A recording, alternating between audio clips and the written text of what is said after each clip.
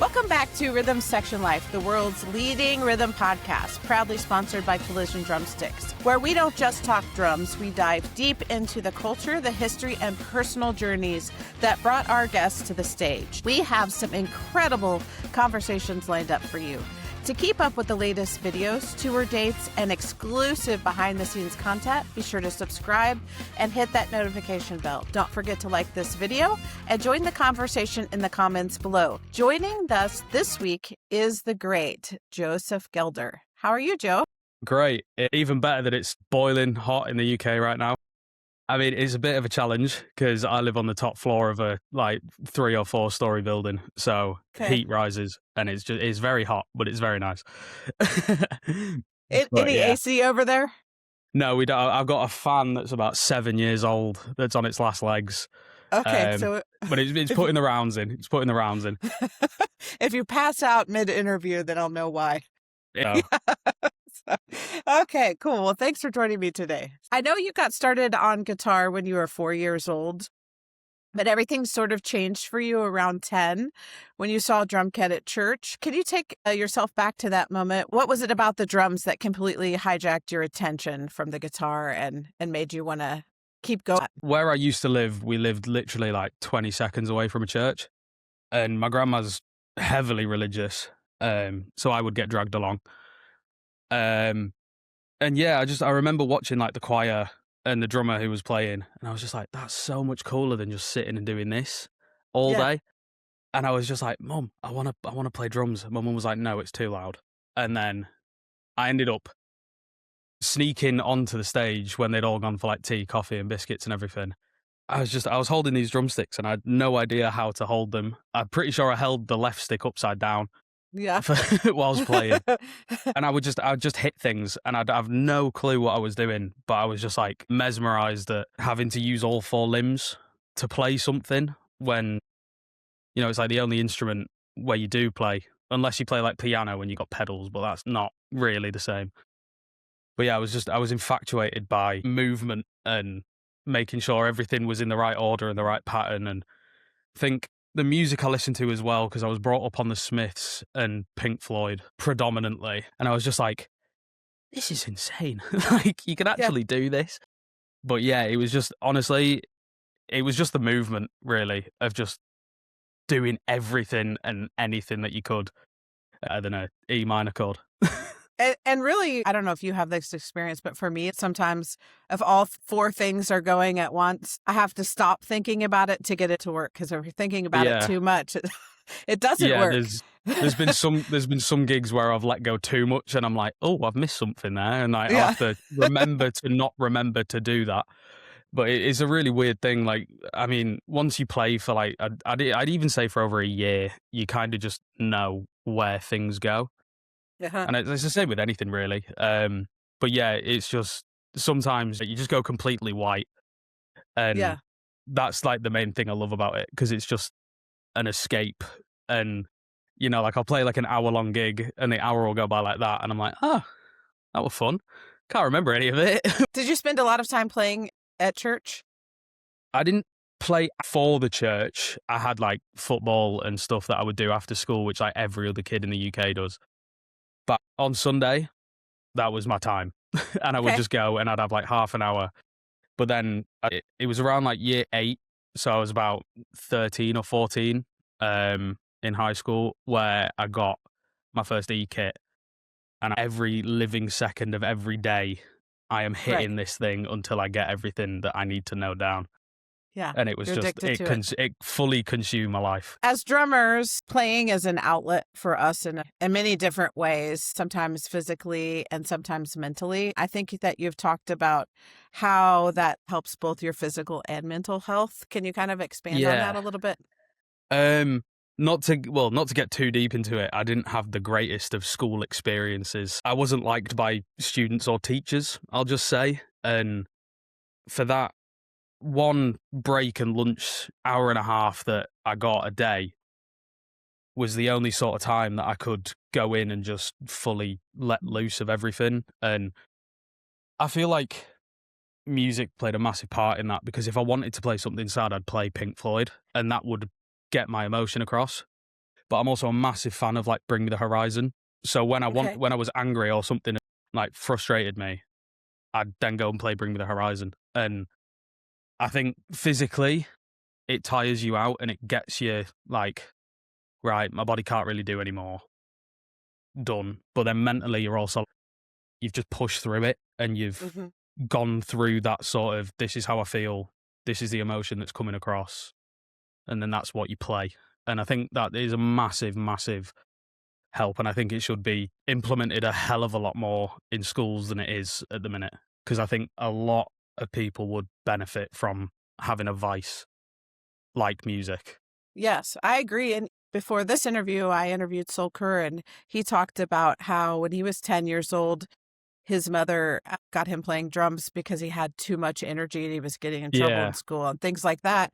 And it helped him channel that energy in a positive way. And I think that you're right about that, that if we had outlets that were more positive, like playing drums, because it's yeah, physically and mentally demanding, it would expend the physical energy, but also releasing those endorphins helps the mental aspect too. yeah, 100%. I mean, here in the UK, it's so, well, especially down in London and the south of the UK, I mean, I'd arguably say the biggest genre of UK music is like drill rap, and it's so aggressive and it talks about so many like dangerous things.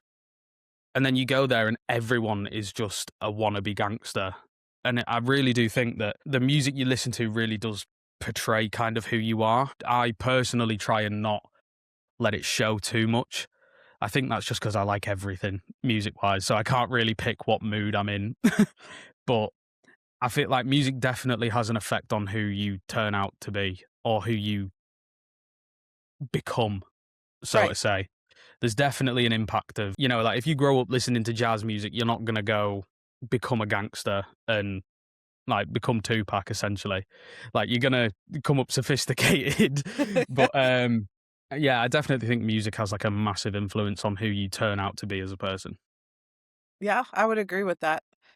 So speaking of teachers, you talked about your teacher, John Powney. Is that Yes, okay? And John and he Powney. and how he didn't just teach you chops, he taught you everything from reading to taking care of gear and tearing it down, setting it up. And so he kind of gave you a blueprint for your lifestyle. Can Yeah, you big talk time. about him? Um, yeah, so I mean, in school it's a bit different because I just had the one lesson a week.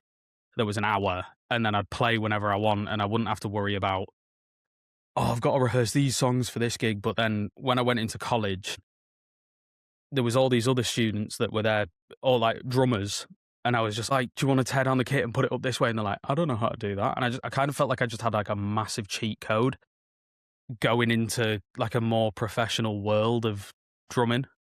Not many people, well, I imagine a lot of people can read manuscript, but not many people can. Like, especially like drummers that sight read and play whilst they read, they obviously can read. But like your average drummer, like just does not know. I wasn't like, oh, I'm better than you, but I was just like, I've got more foundational knowledge than you, Yes. which factually makes me that little bit better just off the rip.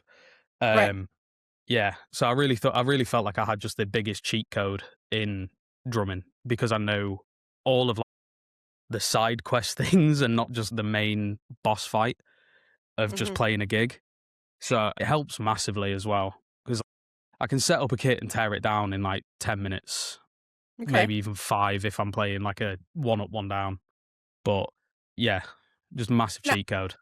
I think all of that you're talking about is important to being a professional drummer because we sit and practice and learn all these parts, but loading gear in and out and booking gigs and being pleasant with the club owners, all of these things are part of the big picture, putting yourself on social Yeah. media. So if you develop those skills too, it's kind of a necessary evil to be a good bandmate Yeah, and a good, well, it's like with the band I'm in now, they know more about their instruments than I know probably about being alive and just waking up and breathing. So it's like to have bandmates that are as passionate about knowing every minute detail of every single millimeter of their instrument is really good. And yeah, it's just, I think it's such a positive thing to have, Hmm. because obviously you tell someone you're a musician, they're like, oh, keep your job.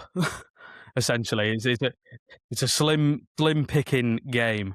But with knowing everything that I know, what's to say that I go work for like SJC or Peisty and then go into that area of music, or even work for Collision and make drumsticks? And that just gives you so many more possibilities of staying in the music industry and still, being happy with what you do for a job. Right. Doing something you love. You mentioned that getting deep into this knowledge, drums just kind of took over your life. What Yeah. did that transition feel like from somebody who sort of played as a hobby and then you realize this is who I am? I'm a It, drummer.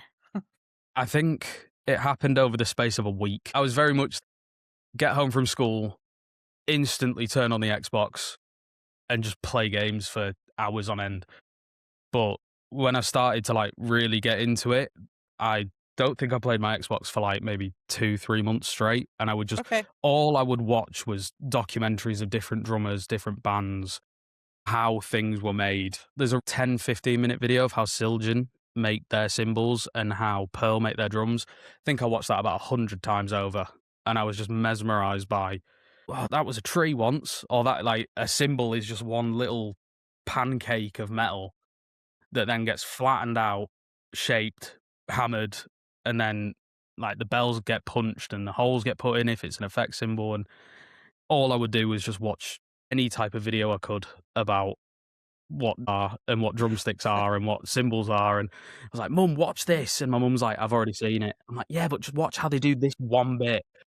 And my mum's See, like, you showed me that yesterday and the day before. I'm like, right, Dad, your turn. And it was just trying to convince as many people it was as interesting as I found it. yeah, And yeah, I know it, that life. I'm pretty sure my parents hated me for that like short couple of months. But Call that a drum nerd. yeah, I'm heavily a drum nerd. Heavily, Good for you. I literally had a package come today of drum gear, and I've just finished putting it all away. Let me So film myself taking it apart. I got a 16-inch effect crash, and I was just sat on my couch and I was just looking at it, and I was just looking at the reflection in the sun. It was really sad, but I love it really. So it's one of them.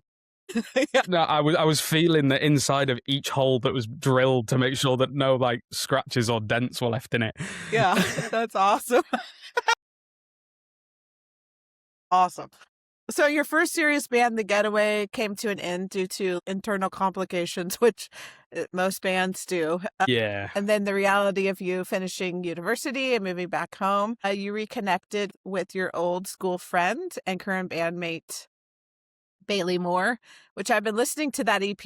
I love it. There's some super great grooves on there. Thank you. Yeah, I think that there's a unique chemistry of playing with somebody that you have a history with. Can you talk about that and maybe how that's affected your communication live or in the studio and just like interpersonally? Yeah, well, Gateway, my band in uni. I went to uni not knowing anyone. I applied on a whim, got in, and I was like, right, I'm moving. I didn't know anyone where I was going. I didn't even know what the uni looked like. I just applied because it was just like oh my God, I'm going to apply for uni, see what happens. And I met the guys, and we were all just idiots. We were a big bunch of idiots that just love playing music and playing shows. We slightly stopped talking after a while. We'd landed a mini UK tour of going from Liverpool to Leeds to Leicester to London, then back to Liverpool. And I was buzzing. I was like, I'm in uni. I'm going on tour. Yeah, I'm the best drummer here. But the singer, with about 2 weeks to go, just turned around and was like, yeah, I want to play country now. We were like a really heavy pop punk / new metal band, like double bass, blast beats and all that. And he just turned around and he's like, yeah, I want to sing country now. And we all just kind of looked at him like, what? was like, well, you're paying for this rehearsal session. I want my money back. Yeah. I got a train to get here. And yeah, it just, ever since that, because I was looking to get a flat with my girlfriend in Liverpool so I could live there, stay with the band and continue to gig. But then when he said that, I was like, yeah, going home. Like, there was no sort of second, because there was no convincing him otherwise. He was so set in that he wanted to play country that he was just like, I want to play country. I love country. He listened to one Morgan Wallen song. Like, listen to someone deep rooted in country, not the poster boy. So I was furious at that because my sister is a massive country fan. But then, yeah, moving back home, funnily enough, I was at Bailey's house. I'd lived at home for a month and I was at a job and I hated it and I was paying way too much on rent.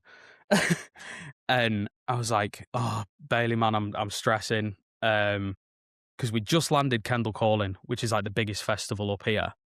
And his mum walked in and she was like, oh, well, why don't you come work for us? We've got a spare room. You can move in whenever you want, which is where I am now.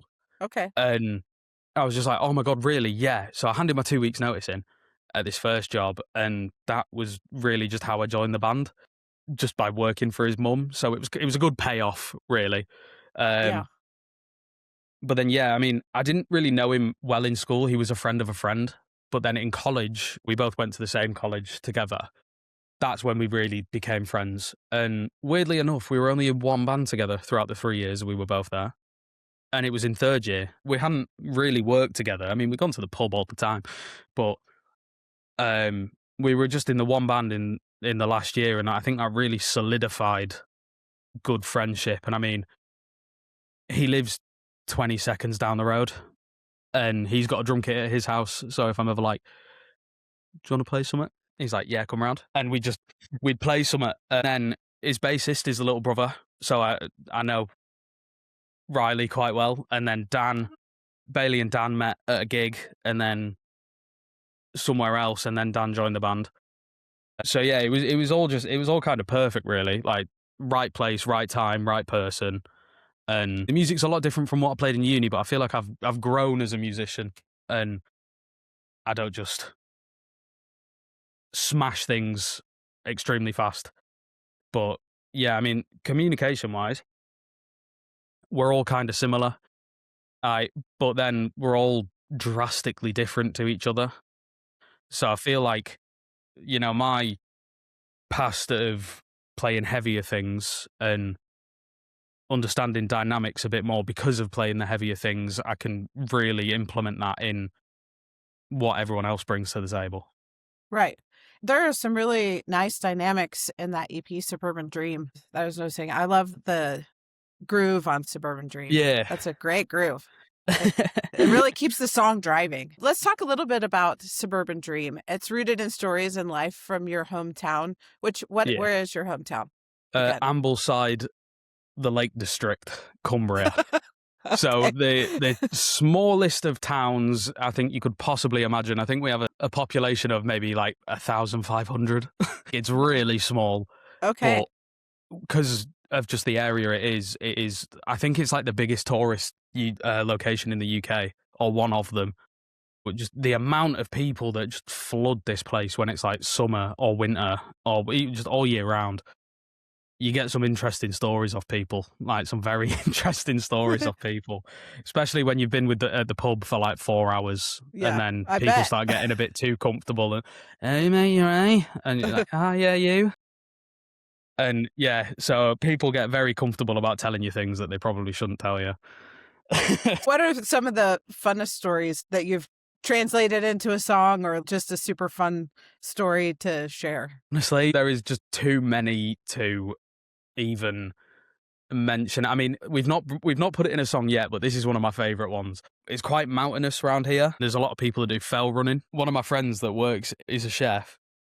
This was at like 7 a.m. They had them like spinny like cracker things and like cowbells, and they were banging them, and he just opens his window and shut up 7 a.m. And the woman goes, that's not very nice. It's like, I only went to sleep an hour ago and I'm in work in an hour. Shut up. And it's just like, it really does just kind of feel like some weird movie that you're in, because nothing ever sounds real, or like, nah, that didn't happen. And then you see a picture of it and you're like, oh, that did happen. That's quite interesting. And That's funny. it's just really surreal, like living here. What makes it such a tourist area? So we have the biggest lake in the UK, and it's called Okay. Lake Windermere. And if I was to say, it looks like something out of like the Lord of the Rings. Like, that's just the perfect way I can describe this place. There's just mountains and open area. There's castles. There's big forests, lakes, waterfalls. It is quite a pretty place, I won't lie. So I'm very lucky to live here. I'm not a city person at all. I'm a country boy at heart. So yeah, it's nice living here, but the tourists do get in the way when you're trying to just go to the co-op and get like a bottle of Coke. Right. Yeah. So be warned, tourists. I have said my piece. Beware. Let's talk about your drum parts on Suburban Dream on the EP and about how you approach the groove. And I know you like to do some open and close hi-hat stuff. It's pretty tasty. I really enjoyed listening to it. Can you talk about how you think about drum parts or how you approach it from a songwriting point of view? Yeah, so the song had already been written by the time, like before I joined the band. And they'd had like, I think 2 or 3 other drummers that had had their crack at it. And they all sounded good. I'm not going to lie. I listened to all the takes. But for me, it's really establishing like a solid kick and snare. And then it's just adding cymbals or rim shots. Don't overdo it. If you're playing like and doing way too much than you need to, it's almost as if you're just cramming everything into a really small glass. You're just cramming everything into a really small spot. And if you just keep everything nice and open and nice and like crisp and clean, it'll sound 10 times better than trying to do all these triplet fills. So yeah, I try and keep it really simple. I add my own little flair on it. And it's really sad, but the open and close hi-hat bit, what's that Taylor Swift song? Shake It Off? Yeah, I listened to that like 2 days before and I was like, oh. That is actually a cool drum beat. It's quite a cool hi-hat pattern. So then Yeah. I implemented that, but then made it my own and matched it with the guitars when they go, and then, so that is how I came up with the drums for that song, is just establishing good kick and snare and then listen to a Taylor Swift song. It's important though, because, you know, we can play all these amazing drum fills for drummers. Yeah. Or we can play parts for everyone to enjoy. I think playing to the song and making the song interesting so that people want to listen to it is something that is really important. And oftentimes that is just plain simple with some tasty fills. And then you have some really nice dynamics in there. So that helps invoke emotion in the songs. Yeah. I mean, there was one thing I really struggled with nailing for the song, and it was a 7/8 during the post-chorus, I think it is. I could not nail 7/8. Like, every previous song I'd played was 4/4 or like, you know, just the most basic of basic. And then I was like, oh, that sounds weird. I can't count this. You gotta count it 1, 2, 3, 4, 1, 2, 3. Yeah, I was like, is it 1, 2, 1, 2, 1, 2, 3? Is it 1, 2, 3, 4, 5, 6, 7? And I went through so many possibilities. And me and Dan, the guitarist, just sat down for about 15 minutes, and he was just do this. Me and him were just going back and forth, just trying every little possibility. And yeah, the dynamics of it, Bob Breyer from Mckenzie, I think I get that from, with cymbals. Like, he's one of my favourite drummers. Rest in peace. But yeah, the way that he builds on cymbals just like really impacted how I build on cymbals. You can spam the hi-hat or you can just go mega fast on the hi-hat, but if you slowly open it and just build the tension, it'll give you such a different sound than a crash will. And that really like stuck for me. That's great. I think you've already accomplished some of your massive goals. You said playing one of the biggest festivals in the UK, cutting an EP with your best friends, and landing a stick endorsement with Collision. When you achieve those milestones early on, what are you looking to conquer next? Honestly, just making this, I hate saying the word job because it's not a job for me. Like I'm just doing my hobby, but a hell of a lot more than anyone else does their hobby. But yeah, just to make it a job and earn a stable income and just continue to do what I love. Whilst I was at uni, I did teach a couple of people. I was a little bit of a drum tutor. Like, I wasn't anything mega, but like some of the guitarists that were there were like, "Oh, how would I play this?" And I'd show them and I'd do that. So, I mean, just anything to stay in playing drums, whether that's Right. teaching people, building drums. But I'd say playing overseas, Luke Phelan, who's also on the Collision roster. I'm good mates with him, and I'm trying to organise a gig in Ireland and sort him a gig out here. So that'll be quite mental. I mean, the furthest away I've played is, well, from here, Liverpool. That is the furthest, and that's about 2 hours away from where I am. So yeah, just to slowly progress and go further and further in Okay. area. Yeah, that's great. Which is, yeah, that's one of my main goals, really. So, looking down the road at your goal of touring overseas and making it a full-time job, what are some of the things you've learned about yourself along the journey? Just honestly, it's going to sound so cliche, but just don't get in your own head about certain things and just stick to what you do. So when with the whole tour thing with my last band, I was absolutely devastated. Like, I was so heartbroken over the fact that I wasn't going to be able to do it. And then the month that I move home from uni, I'm then playing the biggest festival in my area. Right. Just be patient, and if an opportunity doesn't work how you wanted it to, you will get another one. And I think for me, it was just learning patience within myself and not to get myself down on missed opportunities or missed events, so to say. So yeah, patience has definitely been like the biggest thing I've learned within myself about just everything, pretty much. Right. Yeah, I know. And I think I agree with you, not let it getting in your own head, because I think sometimes we let fear take over. This is the end forever. But really, sometimes it's the beginning. Who's to say if I did go on that tour, I might not have played Kendall Calling? It's like the opposite side of it as well. So like, if you do it, you might miss something else, but if you don't do it, you'll get something else. But then you can't pick and choose and just be like, oh, get something else. So yeah, trusting your own gut and just being patient with everything is Okay, perfect for me. cool.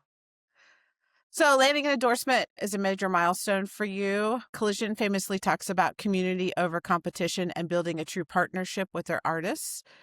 For you, beyond getting great gear, what is the thing that you like the most about being part of this global community of drummers? And how has the network supported your growth, or how has it impacted you? I think the main thing for me is knowing there are hundreds of other people in the exact position I am who think the exact same as me, and we're all together. Because sometimes as a musician, you go through phases of going, am I good enough? Should I just quit? Or this person on social media is way better than me. I'm never going to be there. And I think knowing that there's a lot of people in the same exact position that you are in is so comforting. Like, I play maybe 2-3 gigs a month, but then there's other people that are playing like tens of gigs a month. And I'm just like, oh, I'd love to be there. But then I'd imagine the people that are playing 10 or plus gigs a month are like, oh, I'd love to play 2 gigs a month. This is too much.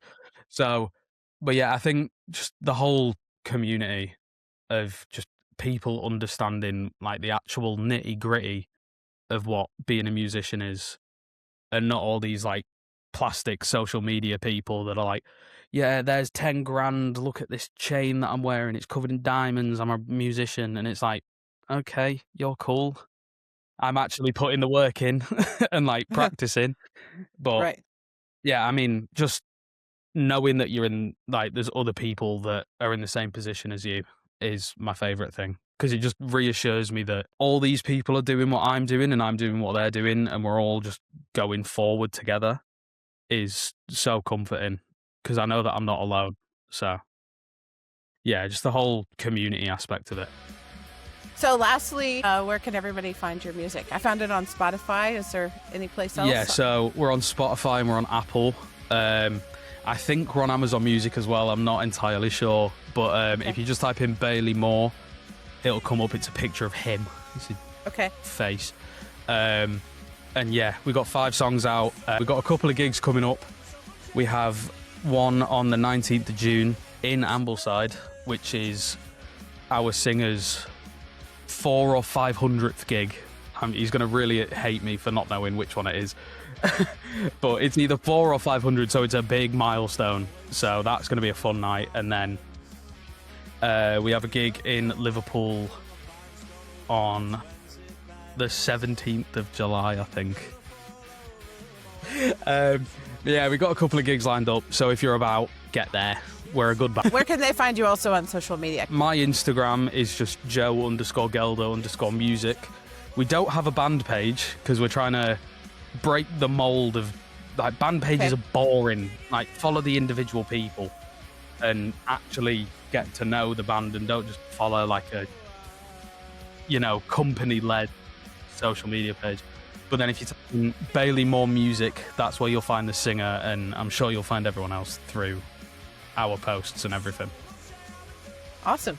Thank you so much for joining me today. No, it's been a pleasure, honestly. Yeah. I've absolutely loved today. So thank you. Thank you.